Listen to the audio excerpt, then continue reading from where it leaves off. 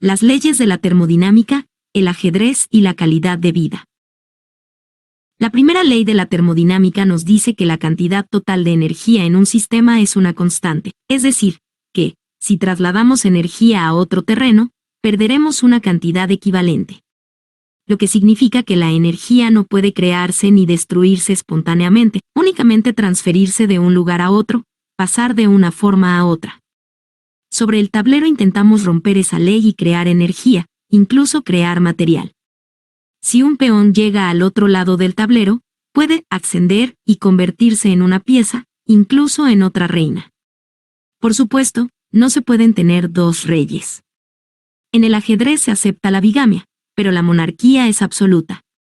Y mejorar el poder de nuestras propias piezas no siempre es a expensas de la pérdida de poder de nuestro adversario. En una partida de ataque y contraataque típica, vemos que ambos jugadores organizan sus fuerzas para aumentar el nivel de actividad. Si se hace bien, en el ajedrez toda transformación mejora la calidad de nuestra posición. A cambio de tiempo, digamos 2 movimientos, puedo hacer que mi caballo mejore su situación. O si sacrifico un peón, mi rival tiene que invertir un movimiento o 2 para capturarlo, tiempo que yo utilizo para intensificar mi ataque. Una empresa puede organizar su propia área de trabajo de manera similar. Una ventaja de reservas en metálico, material, se convierte en investigación de nuevos productos, o en primas para los empleados, o en más publicidad, o en modernizar una fábrica. Conocer los activos de nuestros competidores nos ayudará a detectar desequilibrios que podemos explotar. Incluso si nuestro rival es líder en muchas áreas, podemos intentar crear cierto desequilibrio que nos beneficie. Si somos capaces de detectar y explotar un punto débil de la posición rival, podemos intentar transformar nuestra posición para sacar partido de sus debilidades. Estrategia del navegador en el campo de batalla. A finales de la década de 1990, se generalizó el uso de la expresión «guerra de navegadores», cuando Netscape y Microsoft competían por la cuota de mercado de los navegadores. El Netscape Navigator era el primero y el mejor. Microsoft Explorer iba muy por detrás en casi todos los campos. Sus primeras versiones eran mediocres y el Navigator contaba con una clientela leal consolidada. Microsoft desarrolló una estrategia de intercambios magistral. Tenía la balanza en contra en cuanto a la calidad del producto, usuarios y prestigio de la marca. Pero aquello no se trataba simplemente de un navegador contra otro navegador, sino de una compañía contra otra compañía, y Microsoft disponía de ciertas ventajas respecto a Netscape. En primer lugar, tenía una masiva ventaja material, dinero en efectivo proveniente del equipamiento para oficinas y software de sistemas operativos. En segundo lugar, Microsoft tenía una ventaja de emplazamiento. Podía combinar Explorer con su famoso software. Si comprabas Windows u Office, tu ordenador ya tenía instalado el Microsoft Explorer. Microsoft no solamente proporcionó el navegador con un software apoyándose en sus enormes recursos de efectivo, sino sencillamente se lo proporcionó gratis a todo el mundo. Fue un intercambio de material por calidad posicional extraordinariamente eficaz que funcionó a las 1000 maravillas. Para ser justos, también invirtieron mucho dinero en mejorar la calidad del propio Explorer, pero ese no fue el elemento más importante de su carrera contra el Navigator. Netscape, mucho menos extendido, vio lo que estaba pasando e intentó seguir compitiendo, aparte de alegar juego desleal e ir a los tribunales. Pero una compañía tan pequeña no podía permitirse ceder gratuitamente su producto estrella a todo el mundo y seguir ofreciendo calidad. Sus intentos de ofrecer el Navigator con otro software quedaron anulados frente a una cuota de Windows del 95% en el mercado de los ordenadores. En 2 años, Microsoft pasó de menos del 10% a más del 80% del mercado de navegadores, y siguió ganando cuota de mercado hasta eliminar prácticamente a la competencia. Microsoft rentabilizó su aplastante superioridad de recursos, actuando como el general Grant en la Guerra Civil Americana, enfrentado al resto del mundo del software personificado por el general Lee. El unionista Grant no era un estratega muy brillante, pero sabía que finalmente agotaría al ejército sudista por simple superioridad de tropas y suministros. A Grant le convenía una guerra de desgaste aunque a sus hombres quizá no, y tenía un carácter extremadamente pragmático, indispensable para luchar y ganar una guerra de esas características. En cierto sentido, También podemos ver una analogía en la Guerra Fría. Incrementando constantemente el gasto militar, Estados Unidos finalmente llevó a la Unión Soviética a la bancarrota, sin contar con que el bando comunista sufría, además, la plaga letal de la bancarrota ideológica. A modo de epílogo, recordemos que la Guerra de los Navegadores se reavivó el año pasado. Sin competidores a la vista, Microsoft descuidó la mejora de sus navegadores y permitió que competidores como Firefox la relegaran en términos de calidad. La seguridad, los virus y los programas espías se convirtieron en cuestiones muy importantes para el usuario, a una velocidad tal que Microsoft no supo reaccionar, y en esos campos quedó rezagada. Los tribunales también fallaron en contra de la agresiva táctica de Microsoft, por distribuir gratis su navegador con otros programas, haciendo cojear su estrategia. Firefox, un producto de la compañía Mozilla, que en parte procede de Netscape, es un proyecto relativamente pequeño de sistema operativo de código abierto, y no tiene las posibilidades de distribución comercial de un producto de Microsoft. Pero, entre 2006 y 1998 hay una diferencia importante: la propia ubicuidad de Internet. Los usuarios que acceden a Internet por primera vez constituyen un segmento de mercado casi insignificante. Hoy día es habitual descargar software nuevo de Internet, y lo único que Firefox necesita es una página web accesible para todo el mundo. En este momento, el número de descargas ronda los 200 millones. Este modelo neutraliza parcialmente la balanza favorable a Microsoft en términos de distribución, combinada con la calidad superior del producto. Ha provocado que Firefox se quede con buena parte de la cuota de mercado del Explorer, un 10% según la mayoría de las estimaciones. No es casual que Microsoft esté invirtiendo en mejorar la próxima versión de Microsoft por primera vez en varios años. Todos los cambios tienen un coste. Este análisis de los desequilibrios debe tener en cuenta también nuestra propia actuación, y no solo en relación con la de nuestros rivales. En el ajedrez hablamos de la armonía de la posición. Nuestras piezas trabajan juntas de forma que se complementan, y el comportamiento de nuestro material se ajusta a nuestros objetivos estratégicos. Los desequilibrios son inevitables, pero podemos intentar conseguir que trabajen unidos. La dificultad de conseguir una coordinación efectiva es proporcionalmente mayor a la cantidad de recursos. Las gigantescas fusiones corporativas de la pasada década ilustran muy bien este concepto.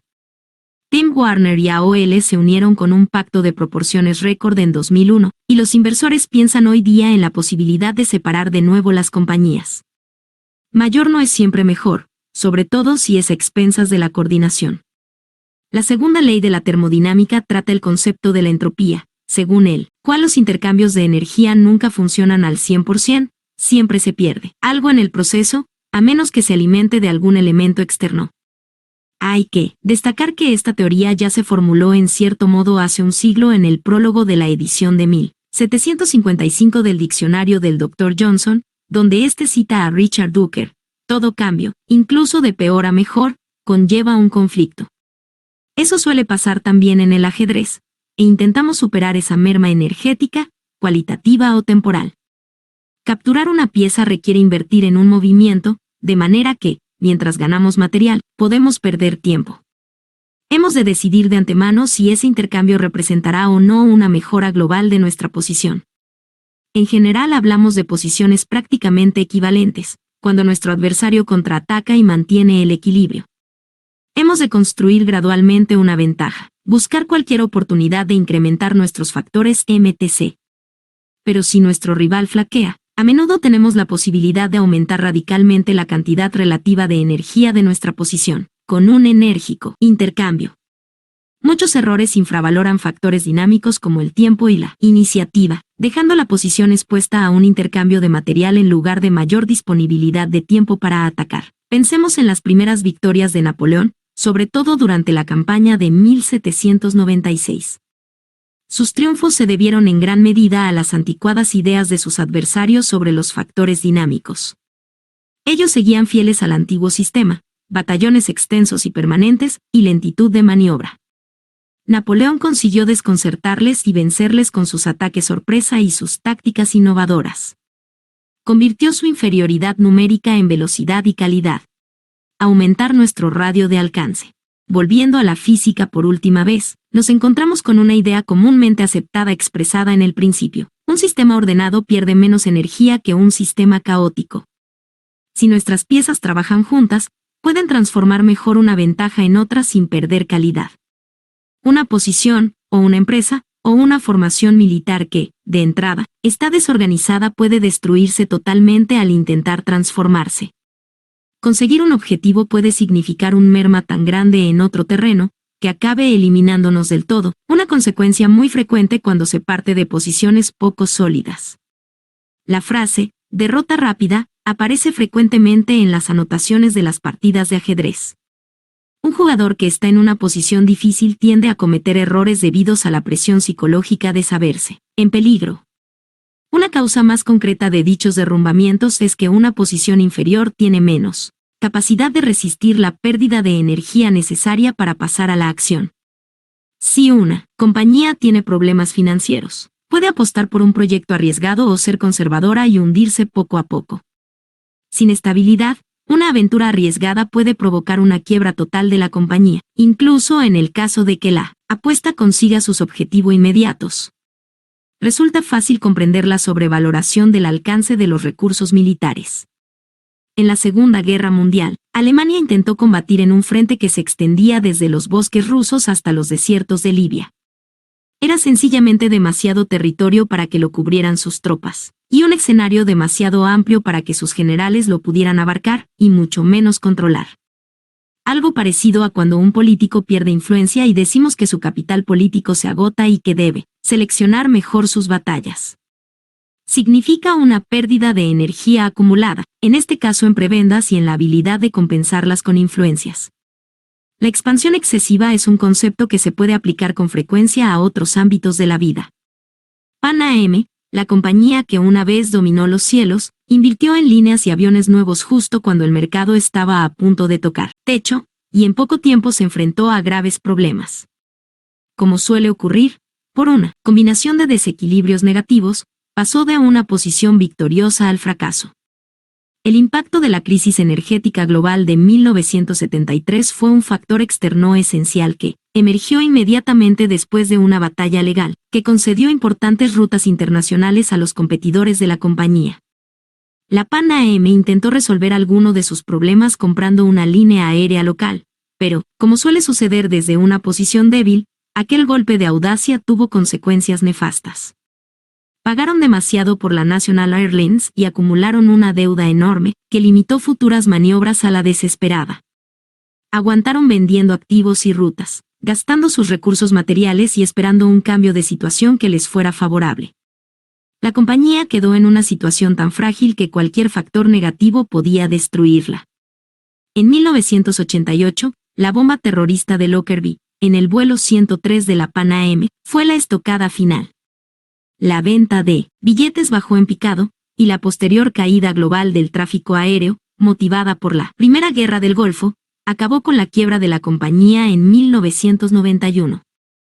No hay duda de que la gigantesca aerolínea fue víctima de algo más que de una merecida racha de mala suerte, pero los directivos de Pan Am sufrieron también por sus propios errores, y se convirtieron en mucho más vulnerables a la mala fortuna, por expandirse demasiado sin tener en cuenta los desequilibrios de su propia posición. Carencia de rutas nacionales, problemas de liquidez y pleitos pendientes. Este análisis no pretende ser una recomendación a favor del conservadurismo, ni de prepararse únicamente para el peor escenario posible.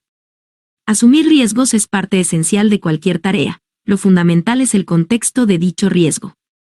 Si somos sensibles a nuestra vulnerabilidad y a los desequilibrios negativos, podremos incorporarlos a nuestra estrategia. Un desequilibrio raramente es decisivo. Debemos ser capaces de detectar cuando se produce una confluencia de factores, y si nos favorece o no. En 1993 cometí el fatal error de lanzarme al ataque desde una posición débil. No ocurrió en el tablero de ajedrez, sino en el tablero político. Desde que la Federación Internacional de Ajedrez, FIDE, suspendió mi primer torneo por el Campeonato del Mundo en 1985, cuestioné su autoridad de forma prácticamente constante. Mientras me preparaba para disputar el título mundial de 1993, el británico Nigel Short me hizo una oferta tentadora, jugar un torneo al margen de la FIDE y lanzar nuestra propia asociación profesional de ajedrez.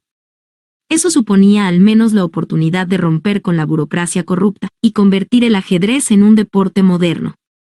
Sort era el primer aspirante occidental desde Bobby Fischer, en 1972. Si él se implicaba, pensé que podríamos despertar un gran interés y conseguir el apoyo de los grandes maestros de todo el mundo en nuestra batalla contra la FIDE.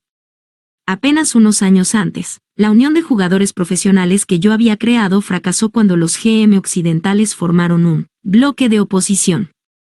De pronto ahí estaba Sort, el último presidente de la Asociación de Grandes Maestros, ofreciéndome una alianza de fuerzas.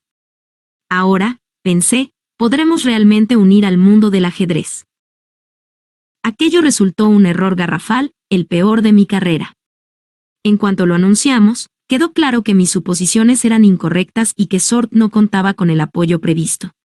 Nos quedamos solos, e inmediatamente se nos tachó de renegados y secuestradores del campeonato del mundo. La FIDE básicamente nos excomulgó a ambos, y convocó un torneo mundial paralelo al que Sort y yo disputamos en Londres. De ese modo se produjo un cisma en el mundo del ajedrez que nunca se ha solucionado del todo. Estaba tan ansioso por conseguir mi objetivo, que no vi las pocas posibilidades de éxito que tenía el plan.